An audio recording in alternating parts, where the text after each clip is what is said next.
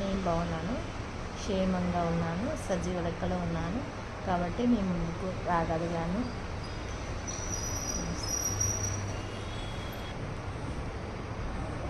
కాబట్టి ప్రభునామాన్ని నేను గణపరుస్తున్నాను. ముందుగా ఛానల్ చూసే వాళ్ళందరికీ చాలా కృతజ్ఞతలు. శలం సమాధానము ఈరోజు ప్రభువు కలగజేయును గాక అందరికీ.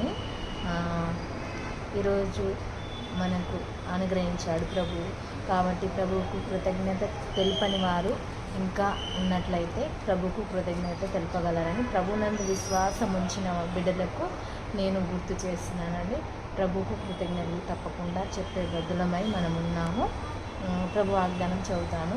మీకు కలిగిన స్థిర మనస్సును విడిచి పడిపోకుండా కాచుకొని ఉండుడి. మళ్ళీ చదువుతున్నానండి. మీకు కలిగిన స్థిర మనస్సును విడిచి పడిపోకుండా కాచుకొని ఉండుడి. ఇది ప్రభు నాకు ఇచ్చిన వాగ్దానము, నా కోసం ఇచ్చిన వాగ్దానం అని నేను బిలీవ్ అయ్యాను, నేను నమ్మిక ఉంచాను. మరి మీరును నమ్మిక ఉంచినట్లయితే, మీరును బిలీవ్ అయినట్లయితే మీరు కూడా ప్రభు ఇచ్చే వాగ్దానాన్ని స్వీకరించండి. దినమంతా క్షేమంగా ఉండాలని కోరుతున్నానండి. మరి ఈరోజు బర్త్డే సెలబ్రేషన్ చేసుకున్న బిడ్డలకు, ఫంక్షన్స్ చేసుకున్న బిడ్డలకు, నూతనమైన వస్తువులు కొనుక్కున్న బిడ్డలకు, నూతన ప్రారంభోత్సవంలు చేసే బిడ్డలందరికీ బ్లెస్సింగ్స్ మనమైతే దయచేద్దాము, అందిద్దాము ప్రభు తరఫు నుండి.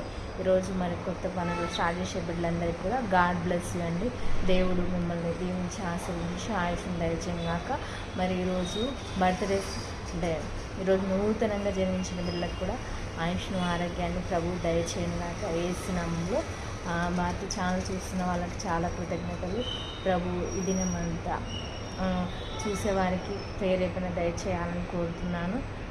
ప్రభు మిమ్మల్ని దర్శించుగాక, మీతో మాట్లాడుగాక.